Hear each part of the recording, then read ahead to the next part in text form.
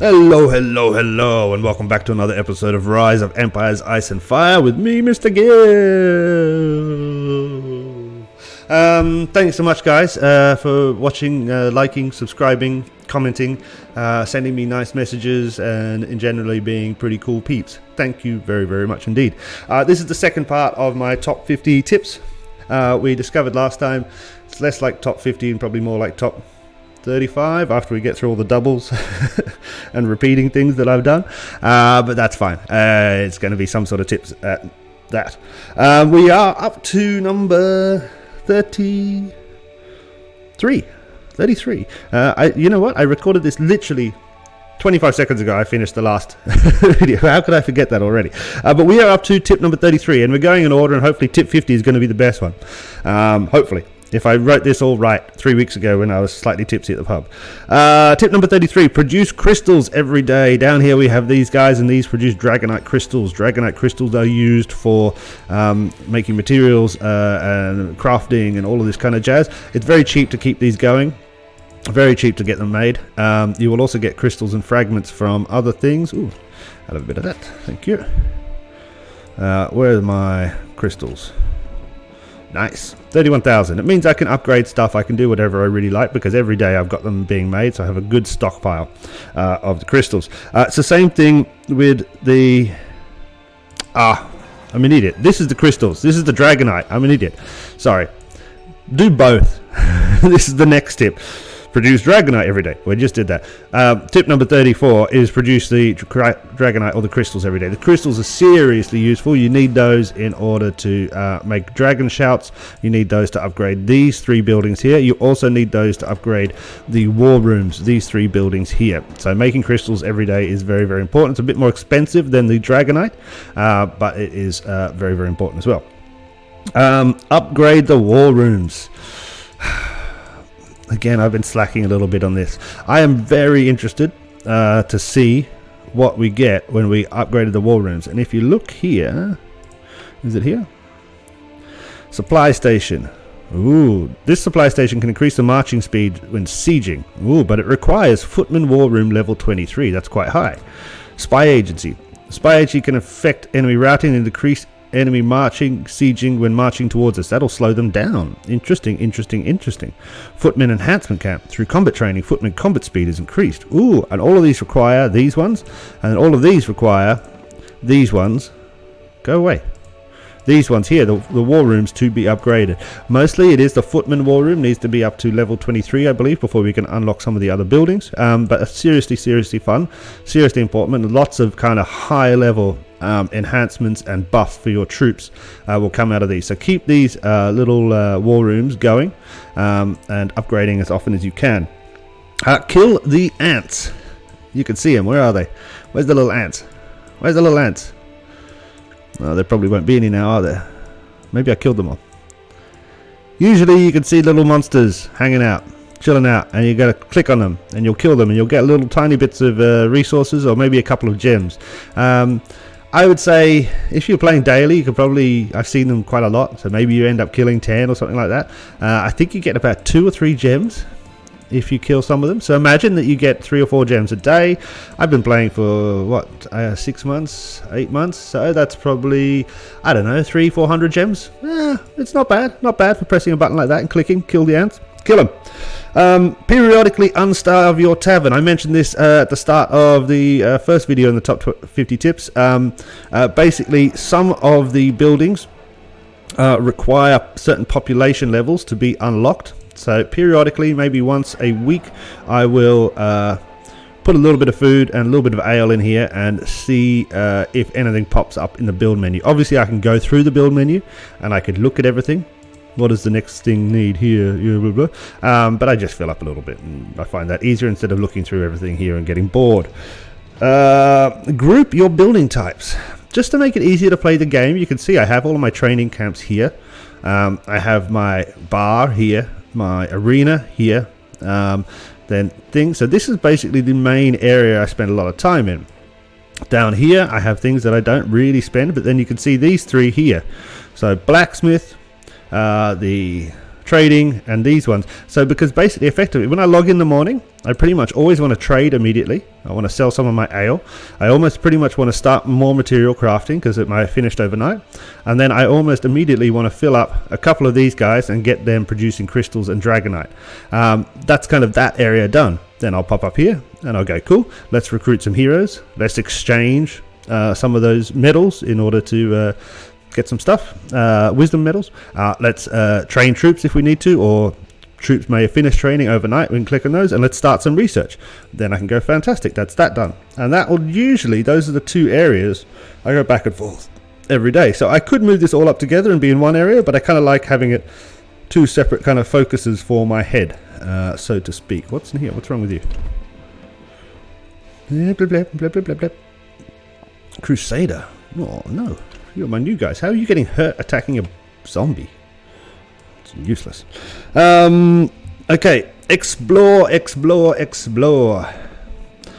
got to a certain level now where I don't have enough res coming in constantly that I can be building new stuff constantly or upgrading new stuff constantly.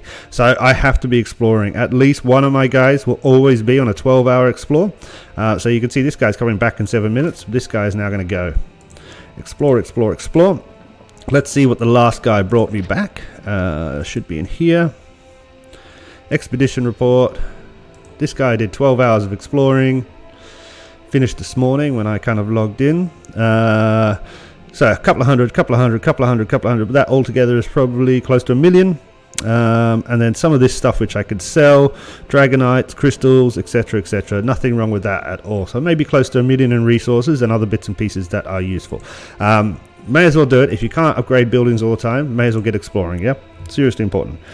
Switch up your workers. I've got a video on this actually. I think it's called working 9 to 5. These guys can be changed. You have things called transformation scrolls. You will have them in your thing. They're given away pretty much free at certain points. They're not too hard to come by. You probably have a stock of them you've never seen before, and you can come in here and you can change these guys up. Each of them have slightly different buffs, etc. Go through them. There's not too many varieties, but go through them or watch the video and see what I suggest there. Number 41, National Mission. National Mission is it's good, I guess. What's the point? I don't really get the point. I guess we get these kind of buffs and things, and there's things I don't really understand. It seems like make work for me, because basically what do we get out of that? I get certain buffs that exist for all time. I think they do. So if we go into my class manual, do these cards always happen? I'm pretty sure they do. I hate the National Mission. So card use here. I think this is always happening. Yeah, so I get 50,000 bonus per hour of gathering. Lumber, 6%, 15% there. Food gathering seed is 1%. The class position I should probably switch up for something that is a little bit more... okay, now this just works when we're doing the national quest. So there are some benefits to it. I don't see them as hugely beneficial benefits, but it does help everybody type of thing. You can also, the national quest also has an effect on your alliance representatives there, and yeah, so in general I would say keep on doing it. You get experience, you get all these kind of things. It's one of those things I feel it's a little bit like added to create more things to do during the day, but you may as well do it. It takes a few hours to send your guy off, and you can see my guy's there now. Send him off every morning. He'll be done in 20 minutes or so, and then he'll come back and we'll go forward from there. Do some mathematics. I get a million questions asking me, you know, what is this and what is that and what is this, and a lot of them I will not answer. Some of them I will, some of them I won't, but it comes down to, guys, it's not that hard to work this stuff out for yourself. Obviously I want you to watch my videos. Obviously I want to help you as much as possible, but I also don't want to spend my day, you know, holding your hand. This is a game, and the whole bit about games is learning how games work. That's the fun bit about games. You learn how the game works, you get better at the game, and you can learn how the game works yourself as well. You don't necessarily need... What is this? Where am I? Did I go in here? Why am I not training There. Should be training Crusaders. Who stopped that? Did I stop that? Maybe I did. Why is it only doing 9 hours? That seems odd. I think on my phone it's 13 hours. I think these two systems are not as synced as they could be. Some of this stuff doesn't feel right. Anyway, but yeah, guys, it's not too hard to work out some of this stuff. So, you know, just do some maths, have a quick look, have a quick think, and I'm sure you're going to be able to, you know, work some things out yourself and become a better player. And you'll also feel better for it, you know, for trying harder and for thinking, etc., etc. Events tab. This will tell you everything you need to know about what's happening in the game. What's happening today? We've got daily challenges. What's happening this week? Oh, we've got Reign of Chaos. How long's it got? 55 days. I can read that. It's right here. Province Immigration. What's that? I can do this. No, I can't. I don't want it. What's starting soon? Clash of Province warm-up. Okay, when does it start? Oh, it begins in 19 hours. What time is that? That'll be reset. Okay, so it begins tomorrow. Reign of Chaos Total War. That begins tomorrow as well. Monster Siege Defense. That begins tomorrow as well. Fantastic. Battle for the Throne. When's that? 4 days. This stuff here, guys, this will tell you what's happening. Yeah, too many times I get people asking me again. I'll say, oh, Clash of Province warm-up is coming up. People are like, oh, how did you know? And I'm like, it says it there. It says it there. I didn't, you know, I'm not a genius. Daily challenge, daily challenge, daily challenge, daily challenge. Got to do it. It's a new one. Oh, it starts in 5 minutes. Damn it. Do it. At least, if you're only logged in once a day, you got to at least try and get to the 3rd chest. If you're logged in a few times a day, you should be hitting every single first chest you can, because it's really easy to hit a first chest in a daily challenge, and then you should be hitting at least the 3rd chest as many times as you possibly can as well. It's just an extra bit of res, and it's an extra bit of hero tokens which you can use here in the bar, and usually you will get recruitment tickets as well, which are great. So daily challenge, daily challenge, daily challenge. Tip number 45, support small businesses. Look, I put this in months ago. I said I think I wrote this 2-3 weeks ago. I actually think I wrote this, where is it? 12th of April. No, that's yesterday. It doesn't tell me when I actually wrote this thing, did it? Support small businesses, guys. Wherever you live in the world. Small businesses are the backbone of communities and families, you know, as well as big businesses. But, you know, there's nothing better than helping out people in your neighborhood, people who are working hard. So, yes, support small businesses. Number 46, change your name and your avatar. Yeah, most people have done this already, but this, I guess, is a tip to first out starters. Change your name as soon as possible. It's free. Change your avatar as soon as possible. I think you have to spend a couple of crowns. So if you've got a couple of crowns or a couple of cents, spend it. It's so much easier. You will be so much more interactive within the game if you have an avatar and have a proper name. And do think about, you know, how names work and stuff like that, and, you know, how easy it is for somebody to talk to you if they have to write, you know, XX, you know, blah blah blah blah blah, a 50-letter name, you know, instead of just saying Max. That's a lot easier. You know, so people, you know, you might think of a fantastic name and call yourself, you know, Lord Mithrandil, you know, Gandalf II comes again, and people are just going to call you, you know, comes again, or Gandalf, you know. So, you know, keep your name as simple as possible. And that also goes for if you need to write or chat in the mail. The translator is very, very stupid. So write your words simply. Do not, you know, put lots of, you know, difficult long words in there. Try not to use words that might be, you know, only unique to your language specifically or something like that. If you write simply, more people will be able to translate it easy, and they will be able to converse easier with you. Your point will be understood, and people will be able to answer your questions. Tip 49. Read the comments. I have learned more in the last 6 months of putting videos up on this site and people writing in the comments below than I have learned from my own studying and my own game playing.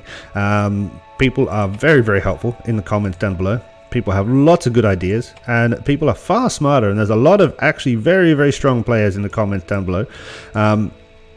So read the comments, not just on this video, on all the videos we have, and I promise you, you will learn fast. Very, very helpful little small community that we're building up around these videos, so please, please, please read the comments.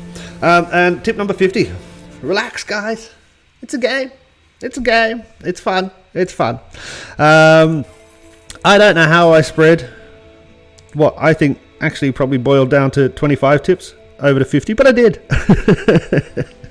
No, guys, I think, you know, obviously there's a few things in there that I repeated a few times, a few aspects of the game that, you know, I wanted to reinforce again and again and again and again. It really boils down to, you know, getting involved in the game, teamwork, and doing what the game itself wants you to do. Yeah, games are designed to make you play them. Yeah, the game wants you to do things. It gives you everything here. Everything in the screen tells you what you need to do and how you need to do it. Follow what the game wants. You know, we can look here. It's telling me exactly what the game wants to do. Do this. Okay. Do all of those things. Do all of these things. Okay, cool. Do all of these things. If I just did that every day, it'd be fine. Completely, you know, have a big level castle.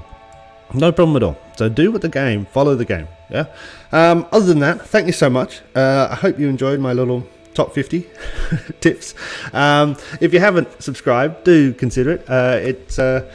It's a nice thing to do, and it makes me feel good. And I hope to see you again soon. Cheers. Bye.